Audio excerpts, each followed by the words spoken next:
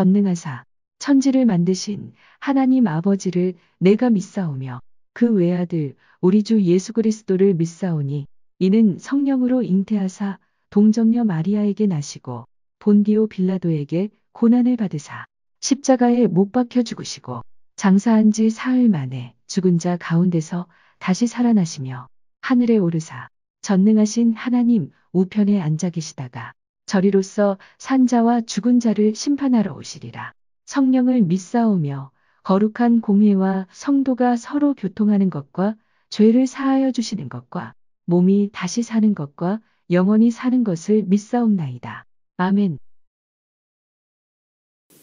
참으로 좋으신 아버지 하나님, 은혜와 사랑을 감사드립니다.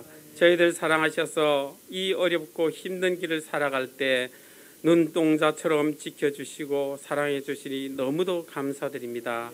아버지 하나님, 또 저희들이 부족하고 연약하여서 세상 살아가면서 잘못된 일을 하고 하나님 기뻐하신 일을 하여서 우리가 죄의 종일 때가 얼마나 많습니까? 하지만 우리 예수님께서 우리의 대변자가 되어 주셔서 우리의 죄를 씻어 주시고 우리를 주의 자녀 삼으시고 하나님 앞에 이룰 수 있도록 도우심을 감사드립니다. 아버지 하나님, 코로나로 인하여서 이렇게 모든 것이 어렵습니다. 아버지 하나님, 이때도 주님께서 우리를 지켜주시고 돌봐주시옵소서. 먼저는 우리 백성들이 회개할 수 있게 하여 주시옵소서. 악한 생각을 버리게 하여 주시옵소서. 잘못된 생각을 버리게 하시고 미워하고 빼앗고 남을 업심여기고 이간질하는 잘못된 모든 것을 회개하는 우리 백성들이 될 수 있도록 도와주시옵소서. 아버지 하나님께서 다윗을 긍휼히 보신 것처럼 우리 백성들을 긍휼히 보셔서 이 코로나도 이겨낼 수 있도록 도와주시옵소서. 하나님께서 우리 백성들 사랑하심을 감사드립니다. 믿음의 선진들이 눈물과 땀으로 이 나라를 이루었음을 알고 있사옵나이다. 아버지 하나님, 주님의 그 크신 팔이 우리나라를 보호하시고 함께하여 주시옵소서. 아버지 하나님, 우리 이 나라는 의와 공평이 기초가 되어서 하나님 나라를 세워가고 하나님 만대 하나님이 기뻐하신 나라가 될 수 있도록 도와주시옵소서. 아버지 하나님, 우리 사랑건의 교회를 사랑하심을 감사드립니다. 저희들이 더 말씀 안에 있기 원합니다. 말씀대로 순종하기 원합니다. 그 말씀이 그러한가 더 알기 원합니다. 주님께서 도와주셔서 우리 삶의 길에서도 그 말씀을 실천하고 말씀을 이뤄내는 우리 사랑관에게 모든 성도들 될 수 있도록 도와주시옵소서. 눈물을 씻어주시고 주님 우리의 고통을 씻어주시는 주님을 바라볼 수 있는 우리 사랑관의 교회가 될 수 있도록 도와주시옵소서. 오늘 목사님의 귀한 말씀에 은혜 내려주시고 우리가 십자가에 고난을 당하신 우리 주님을 바라보는 우리 삶이 될 수 있도록 도와주시옵소서. 또 일주일 동안 삶으로 예배를 드립니다. 이 예배 외에도 함께 하셔서 우리가 거룩하고 그 말씀에 순종하는 귀한 예배를 드릴 수 있도록 은혜 베풀어 주시옵소서. 오늘도 우리 예배에 함께 하시고 우리는 더 정결한 마음으로 진실한 마음으로 예배할 수 있는 예배 시간이 되게 하여 주시옵소서. 사랑합니다. 예수님 이름으로 기도드렸습니다. 아멘.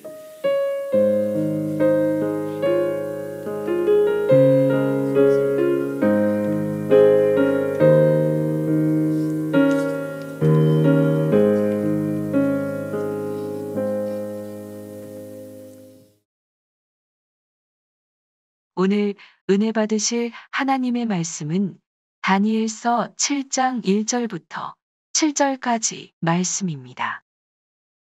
다니엘서 7장 1절부터 7절까지 말씀을 함께 합독하시겠습니다. 바벨론 벨사사랑원년에 다니엘이 그의 침상에서 꿈을 꾸며 머릿속으로 환상을 받고 그 꿈을 기록하며 그 일의 대략을 진술하니라. 다니엘이 진술하여 이르되 내가 밤에 환상을 보았는데 하늘에 네 바람이 큰 바다로 몰려 불더니 큰 짐승 넷이 바다에서 나왔는데 그 모양이 각각 다르더라. 첫째는 사자와 같은데 독수리의 날개가 있더니 내가 보는 중에 그 날개가 뽑혔고 또 땅에서 들려서 사람처럼 두 발로 서게 함을 받았으며 또 사람의 마음을 받았더라. 또 보니 다른 짐승 곧 둘째는 곰과 같은데 그것이 몸 한쪽을 들었고 그 입의 이사이에는 새 갈빗대가 물렸는데 그것에게 말하는 자들이 있어 이르기를 일어나서 많은 고기를 먹으라 하였더라. 그 후에 내가 또 본즉 다른 짐승 곧 표범과 같은 것이 있는데 그 등에는 새의 날개 넷이 있고 그 짐승에게 또 머리 넷이 있으며 권세를 받았더라. 내가 밤 환상 가운데에 그 다음에 본 넷째 짐승은 무섭고 놀라우며 또 매우 강하며 또 쇠로 된 큰 이가 있어서 먹고 부서뜨리고 그 나머지를 발로 밟았으며 이 짐승은 전의 모든 짐승과 다르고 또 열불이 있더라. 아멘.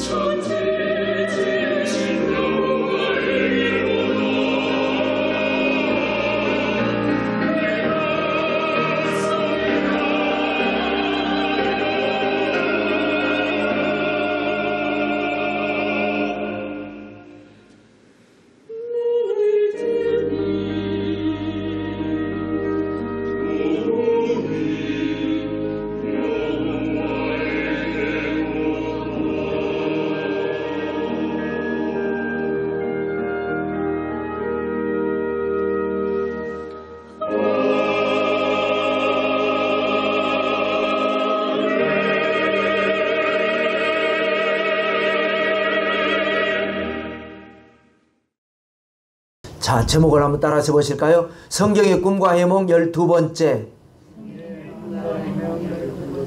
다니엘이 꾼 계시록 예언의 꿈. 한번 이어서 한번 해보십시다. 성경의 꿈과 해몽 12번째. 다니엘이 꾼 계시록 예언의 꿈.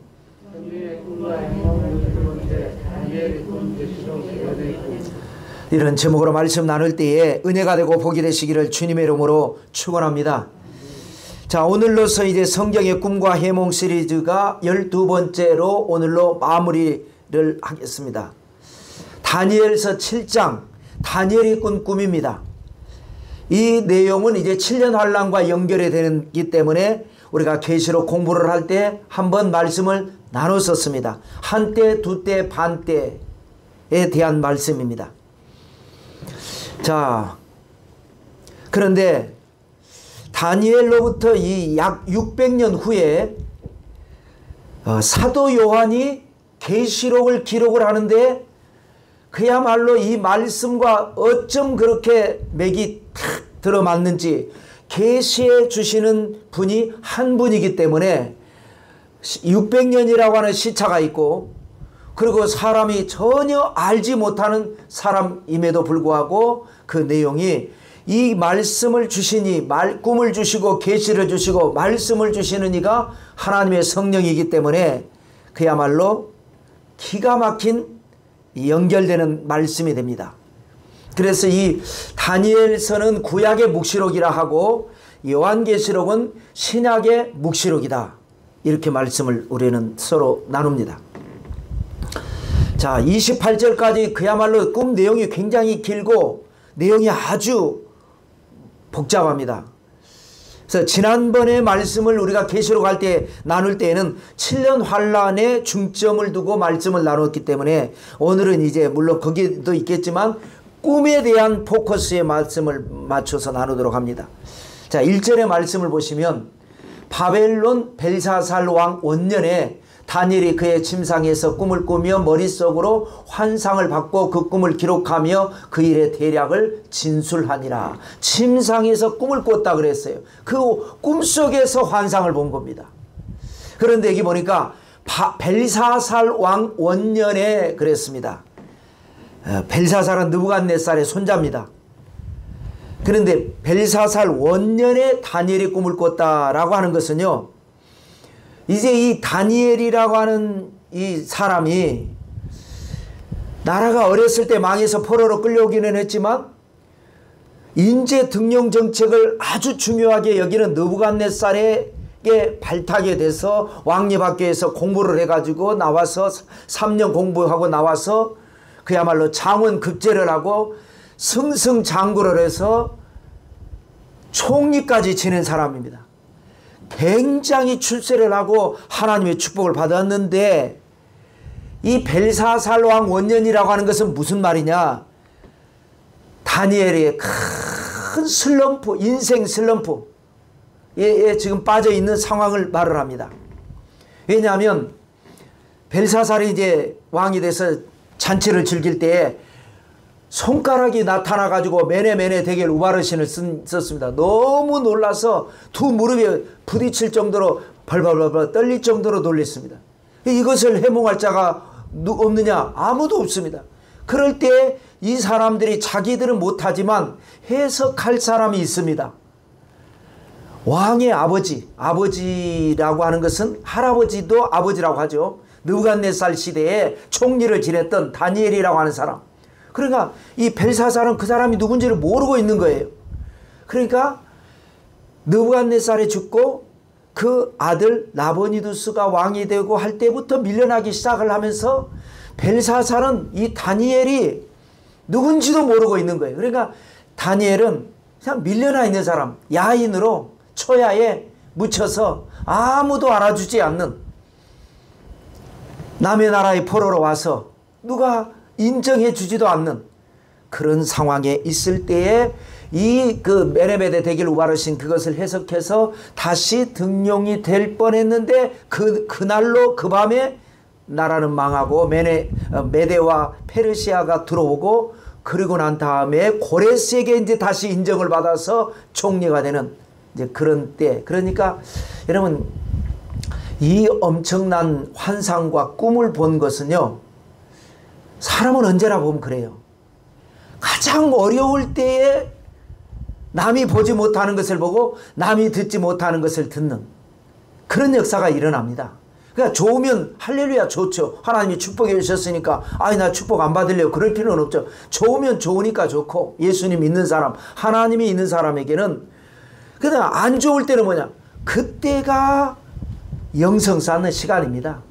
좋을 때는 인간적으로 막 그냥 물질로도 풍부하고 건강으로도 풍부하고 명예로도 풍부하고 뭐 하나님이 이제 물론 축복의 또 모양이 다르니까 그 주시는 대로 은혜 받고 축복 받고 형통하면 되는 거예요. 안 되고 어려울 때는 뭐냐, 예수 믿는 사람은 그 어려울 때에 기도하고 어려울 때에 평상시도 기도하지만 그때의 그 기도는 나도 모르게 깊은 기도를 하게 되고 나도 모르게 기름 준비하는 기도를 하게 되고, 하나님께서 그래서 한때로는 높이셨다가 또 하나님께서 또 연단하시고 높이시고 또 낮추셨다가 높이시고, 그래서 우리를 만들어 가시기 때문에 범사에 감사하라. 여러분 좋은 일이 있을 때도 감사하고 안 좋은 일이 있을 때도 감사하는 여러분들 되시기를 주님 이름으로 축원합니다. 감사 안 하는 건 뭐냐, 하나님이 없는 사람이 그렇게 하는 거예요. 하나님이 있는 사람은 좋은 일이 있을 때도 감사, 안 좋은 일이 있을 때도 뭔가 이게 뜻이 있을 거야. 이게 재앙이나 저주가 아니고, 하나님이 없는 사람에게는 저주도 있고 재앙도 있지만 하나님의 사람에게는 저주도 없고 재앙도 없습니다. 그게 뭔가 뜻이 있고 그것을 통해서 하나님의 섭리가 이루어질 것이기 때문에. 자, 그래서 이 지금 야인이 되고 밀려났어요. 그런 상황에서 엄청난 꿈을 꿔버립니다. 이런 그야말로 어마어마한 꿈을 꾸는데, 이것이 장차 이제 말세에 이루어질 하나님의 계시에 대한 것을 간단하게 크게 두 가지로 정리하겠습니다. 첫째로 꿈의 내용 살펴보겠습니다. 이 꿈의 내용을 세 가지로 정리해 볼 수 있는데요. 먼저는 내 짐승을 꿈속에서 환상으로 봅니다.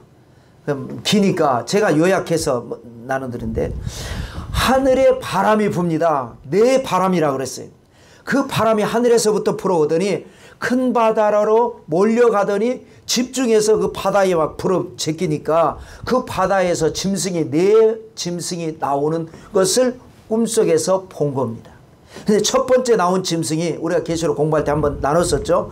사자 같은데, 딱 사자가 아니고 사자 같은데 독수리 날개가 달려 있어요. 사자 같은데. 그런데 다니엘이 이렇게 보는 중에 날개가 뽑힙니다. 그래서 이것은 이제 바벨론이라고 하는 나라라고 그랬죠. 그래서 다니엘 시대 바벨론은 멸망했죠. 그 강한 사자 같은데 독수리 날개를 달아가지고 지상에서도 강하고 하늘로도 날아다니는. 그 다음에 둘째 짐승을 보니까 곰 같은데 몸을 한쪽을 들었어요. 그러니까 기울어져 있다는 거죠. 그러면서 옆에서 말을 하는 사람들이 일어나서 많은 고기를 먹으라. 그래서 이것은 메디아와 페르시아, 메데파사. 그래서 처음에는 메데 중심의 연합국이었는데 나중에는 페르시아 중심으로 기울어진 나라.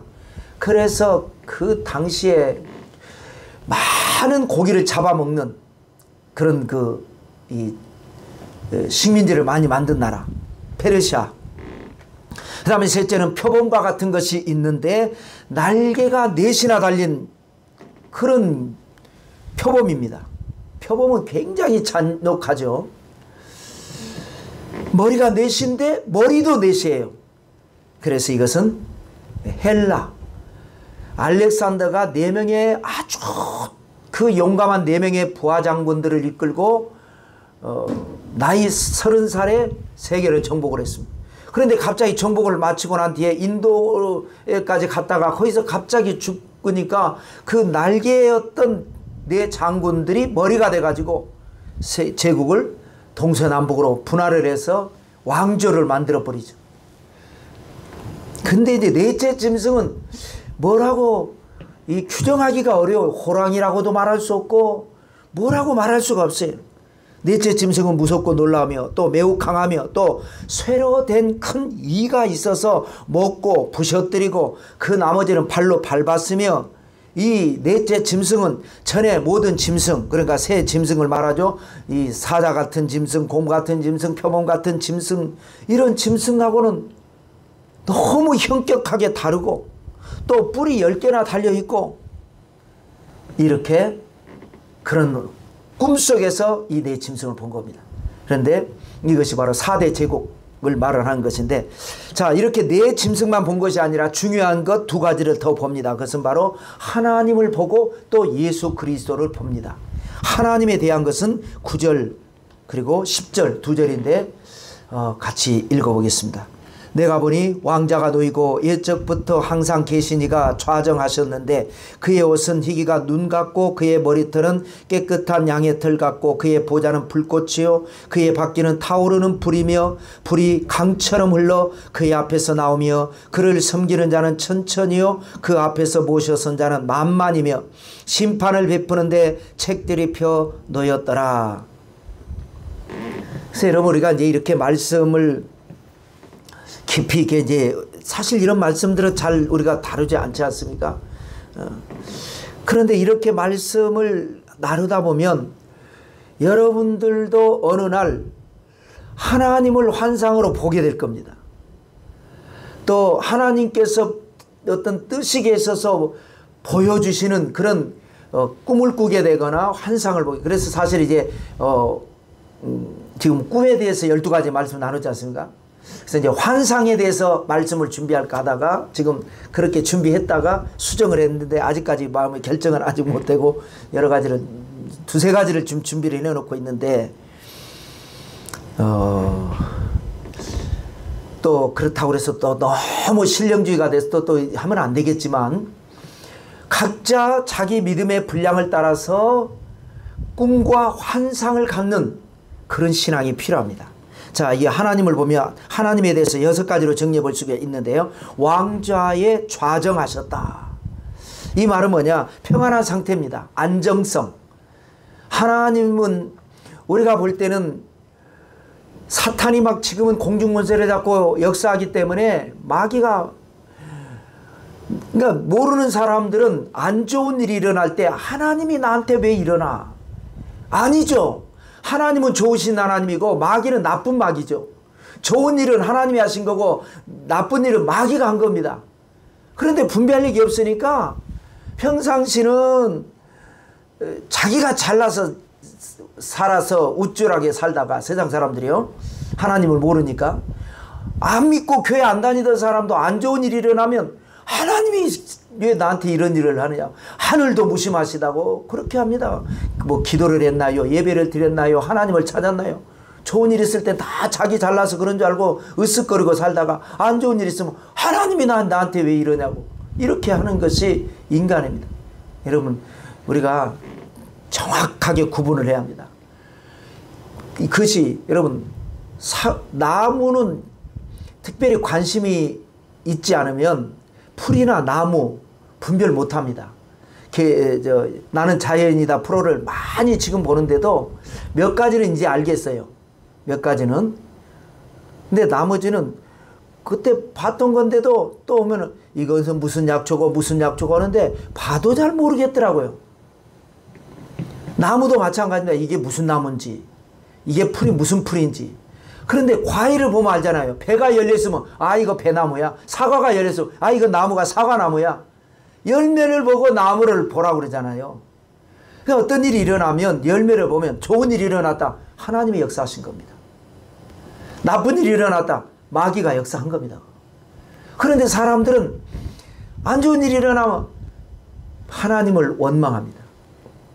그래서 우리가 영 분별을 하고 그러기 위해서 말씀 보고 말씀 속에서 영을 깨닫는 것을 해야 되는데 마귀가 아무리 역사하고 세상을 뒤집어 놓고 안 믿는 사람이 더 갈수록 세상은 더 유리하게 세상은 돌아가고 믿는 사람은 불리하게 세상을 살아가게 되는 그러나 하나님께서 왕좌에 좌정하셨다.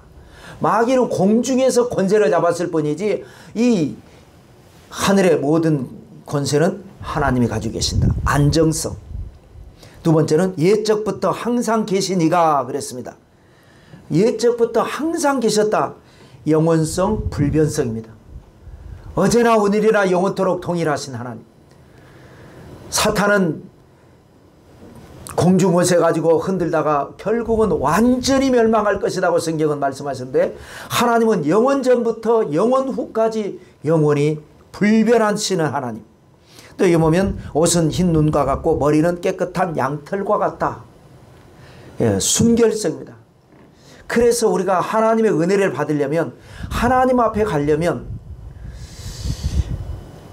여러분 우리가 사람과의 관계도 그러지 않습니까? 털털한 사람 앞에 갈 때는 괜찮아요. 아무렇게나 하고 가도 되는데, 그 좀 깔끔한 사람하고는 친해지고 또 이렇게 같이 뭔가 하려면 이렇게 지저분해 갖고 가면 그 사람하고 친구 되기가 참 어렵습니다. 그 사람은 싫어해요. 지저분한 걸 싫어한다고. 그러지 않습니까? A 범죄를 아주 그냥 지키는 사람은, 무례한 사람이 친구 되기가 어려워요. 아니 싫으면 관두면 돼요. 그러나 내가 꼭 저 사람하고 친해지고 싶으면, 저 사람이 A를 지키기를 원하는 사람이면 지켜야 돼요. 아니면 난 저 사람하고 친하지 말아야 돼요. 마찬가지입니다. 하나님은 순결하신 하나님. 내가 거룩하니 너희도 거룩하라. 하나님은 순결하신, 아주 그냥 깨끗하신 하나님이기 때문에, 물론 우리는 늘 죄가 있고 죄 때문에 늘 지금탕에서 뒹굴지만, 그래서 회개라고 하는 은혜를 주셨잖아요. 아무리 죄를 짓고 아무리 더럽고 또 앞으로도 또 죄를 지을지라도 회개하면 만날 수가 있어요. 우리가 세상에 나가서 지저분하게 온통 진흙탕에서 애들 놀고 하다가도 집에 돌아오면 엄마가 목욕시키고 깨끗하게 하면은 방 안에서 또 뛰놀지 않습니까? 지저분한 상태에서는, 깔끔한 엄마 앞에서는 그 방에서 얼씬도 못합니다. 이제 쫓겨납니다.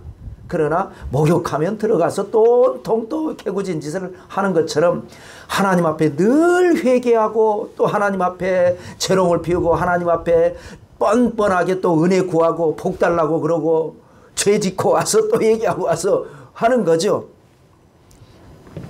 또 보좌에서 불이 강처럼 흐른다. 위험성입니다. 하나님의 보좌를 봤어요.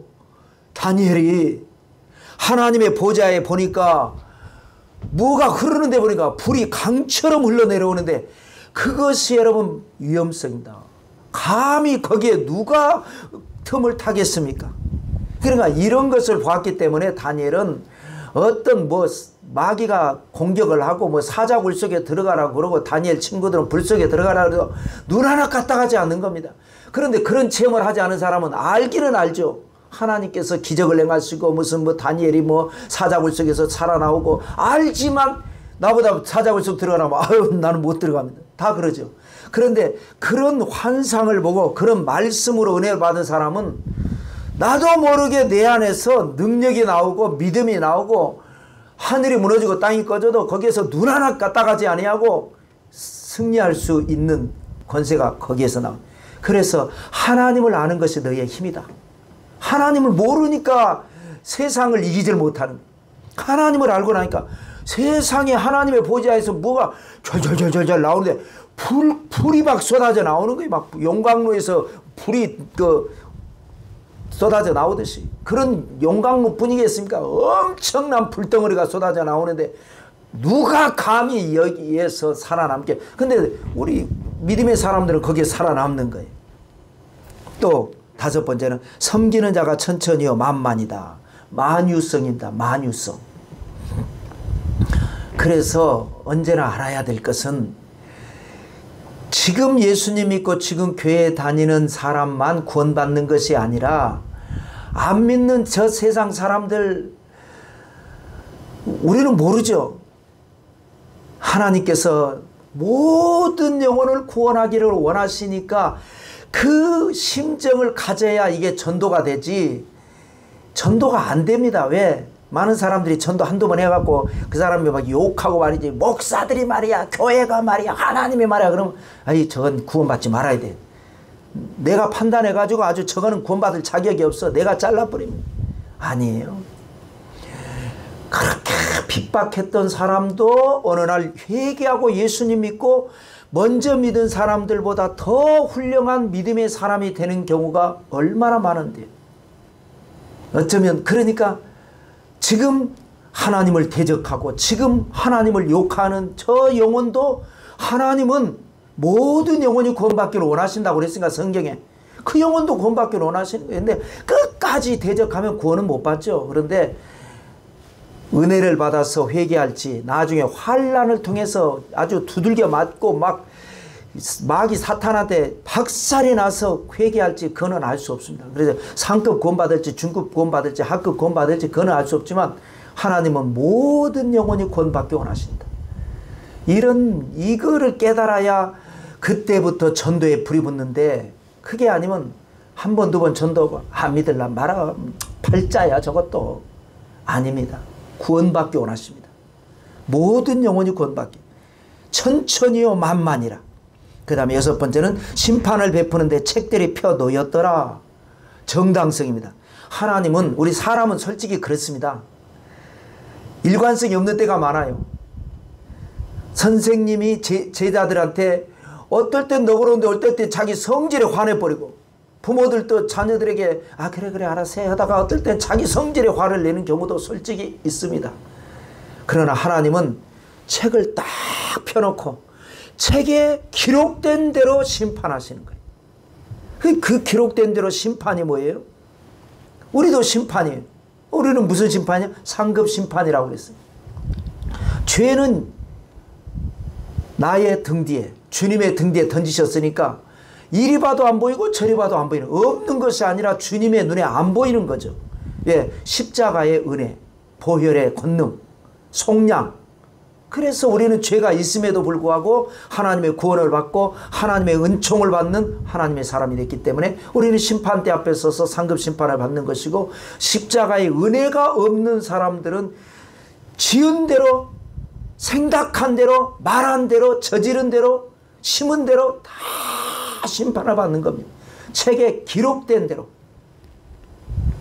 이것이 바로 하나님에 대한 모습, 꿈속에서 하나님을 이렇게 본 겁니다.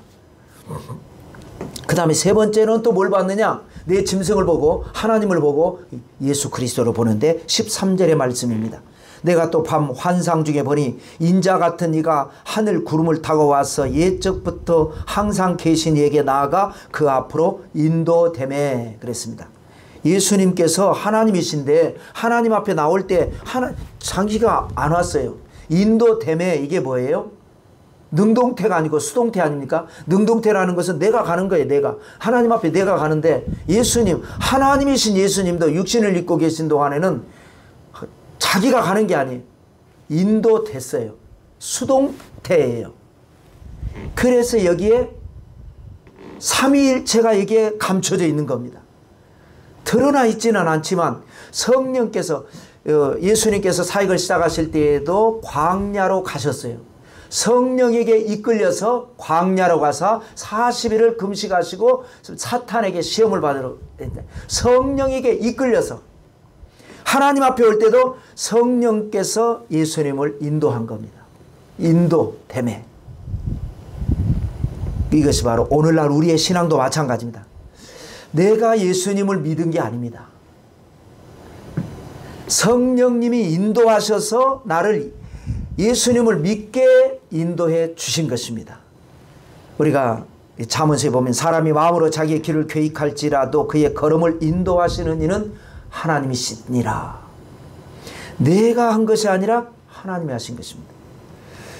그래서 우리는 이것을 철저하게 깨달을 때에 은혜가 된다라는 거죠. 자, 14절 또 보면 그에게 권세와 영광과 나라를 주고 모든 백성과 나라들과 다른 언어를 말하는 모든 자들이 그를 섬기게 하였으니 그의 권세는 소멸되지 아니하는 영원한 권세요 그의 나라는 멸망하지 아니할 것이니라. 성령의 인도함을 받아서 하나님께 나온 예수님, 그 예수님께 하나님께서 뭘 주시느냐? 권세와 영광과 나라를 준다라는 거예요. 그런데 그 권세는 어떤 권세냐? 소멸되지 아니하는 영원한 권세. 물론 원래 하나님이셨지만 육신을 입었기 때문에 예수님은 이제 우리 사람의 롤 모델입니다. 그러니까 이렇게 한 것은 뭐냐? 우리에게 그렇게 보여준 겁니다.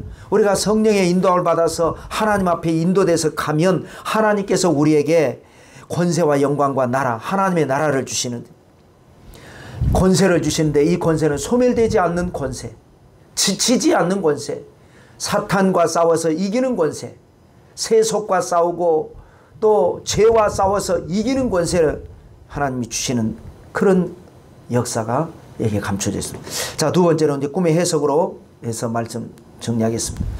자, 느부갓네살이 꿈을 두 번 꿨는데 느부갓네살의 꿈은 다니엘이 해몽을 해줬습니다. 참 어려운 꿈인데 다니엘이 꾼 꿈은 누가 해몽을 해주느냐? 그 시대에 다니엘만한 그런 영성을 가진 사람이 없었습니다. 여러분, 이것도 아무나 하는 게 아니죠. 그래서 다니엘에게는 꿈속에서 해몽을 받습니다. 같이 꿈속에서 환상을 보고 그 환상이 이게 뭡니까 물어볼 때에 하나님께서 천사를 통해서 해몽까지 해주십니다. 너무 기이한 꿈이고 너무 기가 막힌 엄청난 꿈이었기 때문에 다니엘은 한동안 어리벙벙해서 막 머리가 복잡했습니다. 자, 17절과 18절에 보면 그 내 큰 짐승은, 이제 천사가 해석해 주는 거예요. 그 내 큰 짐승은 세상에 일어날 내 왕이라. 지극히 높으신 이의 성도들이 나라를 얻으리니 그 누림이 영원하고 영원하고 영원하리라. 그래서 세상 권세가 일어나지만 결국은 그 세상 권세는 무너지고 하나님의 권세를 가진 성도들이 최후 승리를 하게 되는데 영원하고 영원하고 영원할 것이다 하면서 분명하게 여기에 내 짐승은 내 왕이다 라고 분명하게 말을 했습니다. 그래서 이것은 내 왕은 다니엘은 이미 알고 있지 않습니까? 느부갓네살의 본 환상을 꿈을 해몽을 해줄 때 금신상 해몽을 해주면서 머리는 바벨론이고 가슴과 양팔은 페르시아고 배와 넓적다리는 헬라고 그리고 종아리와 열팔가락은 로마라고 하는 것을 자기가 그때는 물론 이제 그런 이름이 없었죠. 아직 일어나지 않았던 나라니까 그런 나라들이 일어나고 흥왕했다가 쇠퇴하고 다른 이런 나라가 일어나고 또 쇠퇴하고 또 다른 나라가 일어나고 쇠퇴하고 해서 이런 나라가 있을 것입니다 라고 해몽을 했기 때문에 자기가 이 꿈을 꾸면서 설명을 천사한테 들을 때 아 이런 나라들이구나 그때 그 말씀하고 느부갓네살이 꾼 꿈과 내가 꾼 꿈이 그거는 신상으로 나왔고 이거는 내 짐승으로 나왔지만 하나님께서 이것을 또 반복해서 중요한 말씀이기 때문에 계시해 주신 것이구나 하고 깨달은 겁니다. 자, 그런데 여기에도 이제 세 나라까지는 그러려니 했는데 네 번째 나라가 너무 희한하니까 23절에 보면 모신자가 이처럼 이르되 넷째 짐승은 곧 땅의 넷째 나라인데 이는 다른 나라들과는 달라서 온 천하를 삼키고 밟아 부서뜨릴 것이며 그랬습니다. 전무후무한 강한 제국 그렇지 않습니까? 바벨론은 그때 그 시절에 그 지역에 그 엄청난 영향을 마치고 그리고 소멸돼 버렸습니다. 페르시아도 그랬고 헬라도 그랬습니다. 그런데 로마라고 하는 나라는 1000년이 넘도록 전 세계에 엄청난 영토는 물론 많이 했지만은 엄청난 영향력을 인류 역사를 바꿔버렸습니다. 그러니 지금까지 하고 나라하고는 전무후무한 강한 제국 그러면서 열불은 열왕이다. 여러 왕들이 연합된 나라. 그런데 그때 당시에 로마는 그렇지 않았거든요. 근데 로마에서 이제 가 멸망을 하고 다시 그 로마에서 나온 유럽 연합이 이제 여기에서 나올 것이다. 이거는 뭐 이론의 여지가 없습니다. 그런데 이게 또 보니까 그 후에 열왕이 열불은 열왕인데 그 후에 또 하나가 일어나리니 24절에 보면 그렇습니다. 24절에 보면 그 10분은 그 나라에서 일어날 10왕이요 그 후에 또 하나가 일어나리니 그는 먼저 있던 자들과 다르고 또 새 왕을 복종시킬 것이며 그랬습니다.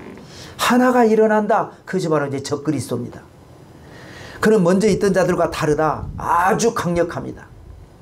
새 왕을 복종시킬 것이다. 경합을 벌였던 지도자들을 누르고 이제는 아주 1인 체제가 될 것입니다.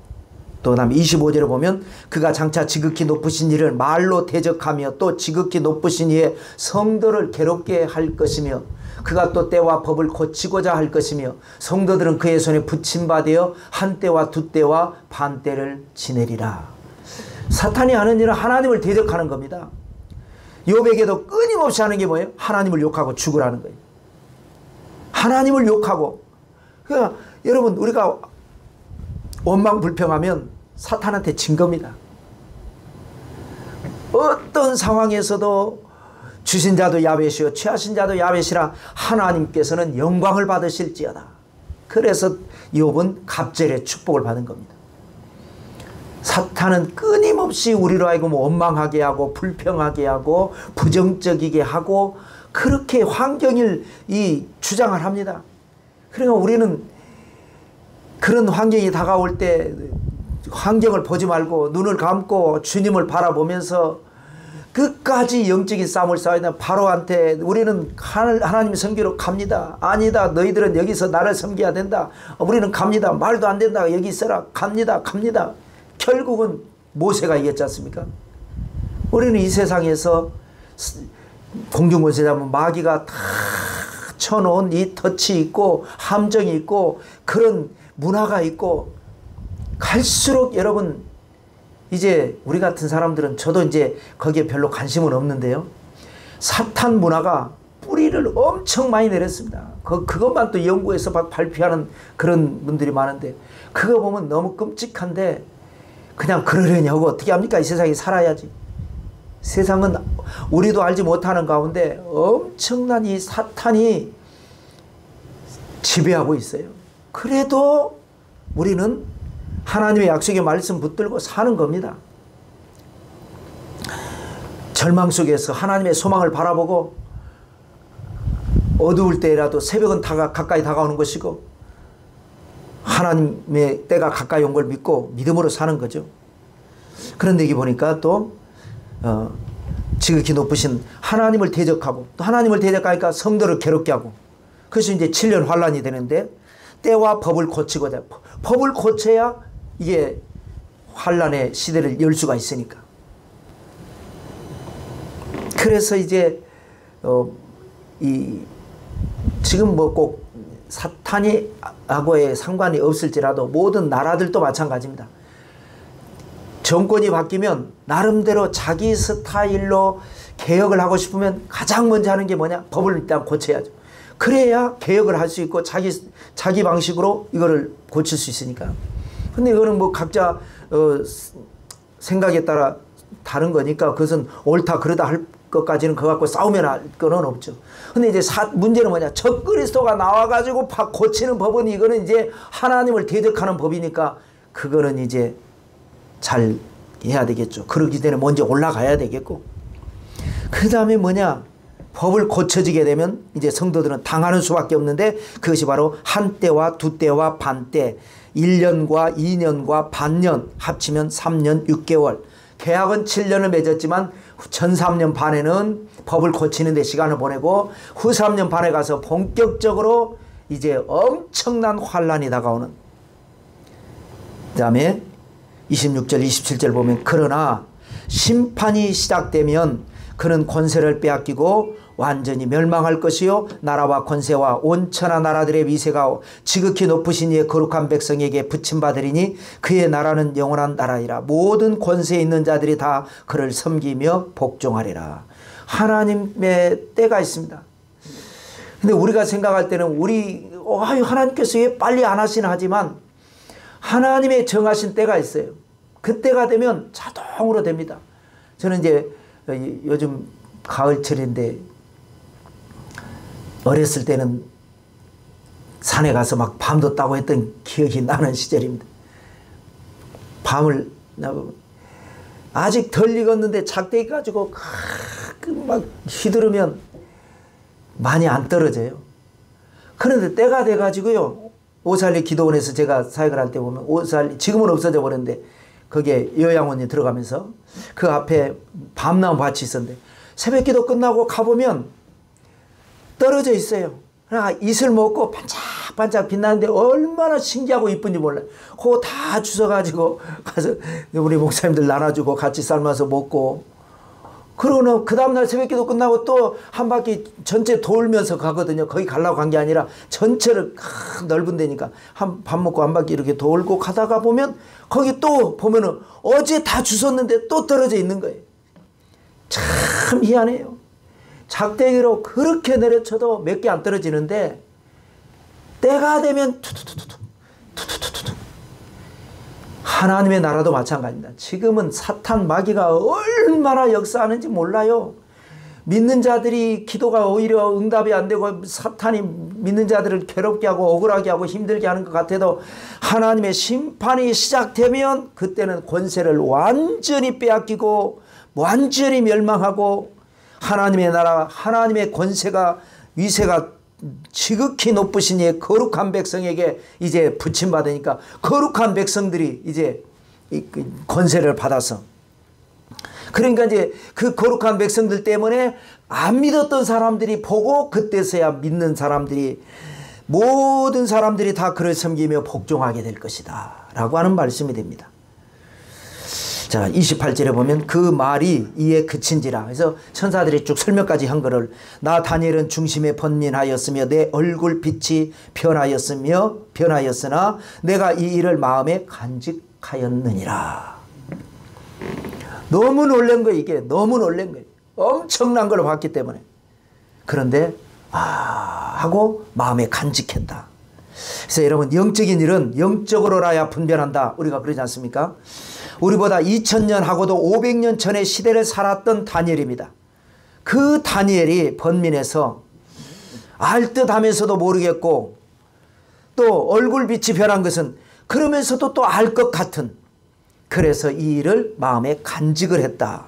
여러분, 그래서 신앙인은요, 하나님 앞에 받은 은혜, 받은 계시, 받은 것을 간직하는 것이 있어야 합니다. 아멘, 할렐루야. 여러분들은 그런 은혜가 있게 되시기를 축원합니다. 물론 이제 어떤 거는 전하라고 주신 사명이 있어요. 그거는 그냥 다 가서 전해주는 겁니다. 나 혼자 갖고 있지 말고 전하라는 거 다 전하는 거예요. 받은 대로 다 줘버리는 거예요. 그런데 어떤 것은 말도 하지 마라. 말해봤자 이해하지도 못하고 듣지도 못하고 안 받아들일 거다. 각자 은사가 다르니까 각자 하나님은 사모하는 자에게 내가 너에게 흰 돌을 줄 테인데 거기에 기록한 것인데 받는 자밖에는 그것을 알 사람이 없으리라. 각자 받는 은혜가 있어요. 그 각자 간직하는 겁니다. 나만이 받는 거예요. 그거 가지고 또 뭐 나는 이거 받았네, 너는 못 받았네, 이거는 유치한 것이고요. 내가 받은 은혜를 나눠야 될 게 있고 나만 간직해야 될 게 있습니다. 다니엘은 많은 걸 나눴어요. 그런데 이거는 기록만 하고 나누지 않고 간직하였느니라. 여러분 속에 하나님과 깊은 관계 속에서 간직한 비밀이 있게 되시기를 다시 한번 주님의 이름으로 축원합니다. 마태복음 13장 11절에 보면 천국의 비밀을 아는 것이 너희에게는 허락되었으나 저희들에게는 허락되지 않았다. 그러니까 비유로 말씀하는 거예요. 그럼 우리에게는 허락하신 게 있어요. 물론 다는 아닙니다. 각자 허락된 게 있어요. 분량에 따라서. 또 고린도전서 4장 1절에 보면 우리는 그리스도의 일꾼이요 하나님의 비밀을 맡은 자다라고 사도 바울은 고백한 바 있습니다. 여러분은 하나님의 비밀을 맡은 자, 여러분 하나님의 비밀 잘 붙들고 승리하시고 영혼이 달되고 범사가 달되고 강건하게 되시기를 주님의 이름으로 축원합니다. 우리 기도하시겠습니다. 참으로 좋으신 아버지 고맙고 감사합니다. 하나님께서 우리와 함께 하시고 복 주시니 감사합니다. 그동안에 성경에 기록된 꿈에 대한, 꿈과 해몽에 대한 시리즈 말씀을 나누었습니다. 꿈꾸는 자가 되게 하시고 꿈이 이루어지게 하시고 꿈을 통해서 깜짝 놀랄 기적이 일어나게 하시고 하나님 세상이 좋을 때 열심히 세상 재미 붙여 살게 하시고 또 힘들고 어려울 때는 세상 바라보지 말고 꿈을 꾸게 하시고 안 되는 것을 되게 하고 없는 것을 있게 하고 무예수를 창조하는 하나님이 주시는 꿈을 꾸고 그 꿈을 이루도록 기도해서 기적의 주인공이 다 되게 해 주시옵소서. 우리 하나님께서 우리 사랑과 은혜 교회를 축복하시고 모든 재직과 모든 성도님들에게 복의 복을 더하시고 하나님의 영광 가득한 교회 되게 해 주시옵소서. 감사드립니다. 오늘도 감사한 마음으로 예물 드립니다. 축복하시고 예수님의 이름으로 기도 올리옵나이다. 아멘.